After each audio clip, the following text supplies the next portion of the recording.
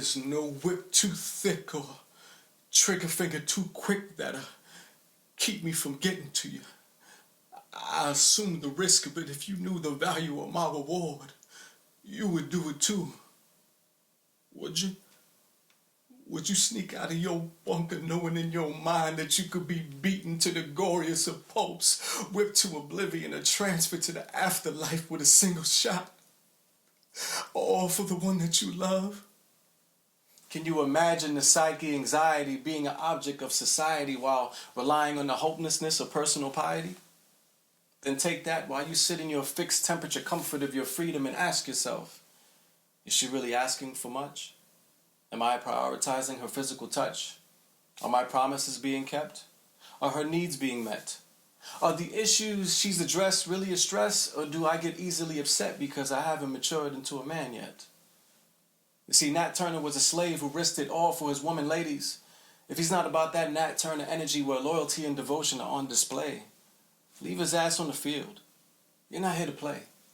Now, fellas, before you rebut, but he was a slave. He had no choice. He had to sneak out. And if that's all you've gathered from this, then I feel bad for you, son.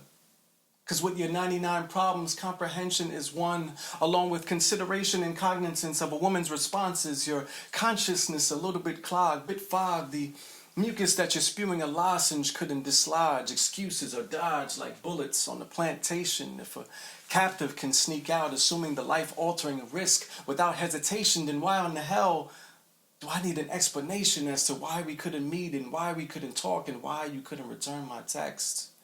Last time I checked, reciprocity was a two-way street, perhaps. I didn't double-check the map.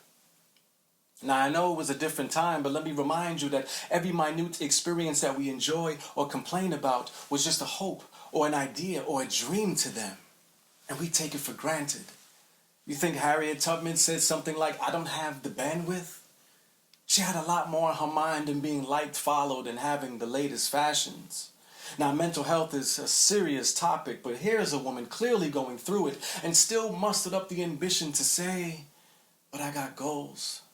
And that's the type of time that I'm on, because I know in my heart of hearts, I will be keeping that same energy as my predecessors to maintain this chemistry. No, destiny.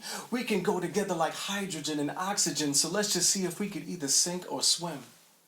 Now, I'm not saying risk your life just to see if there's something there, but if it's rare, then I certainly would keep it from being theirs. And I don't mean you're mine like my property. A queen is how I would address you properly. And if my ancestors walked through the fire for their desire, then what in the hell is stopping me? We could be the liberation of our souls, the freedom that'll make us whole, emancipated. This is our labor called love, bestowed.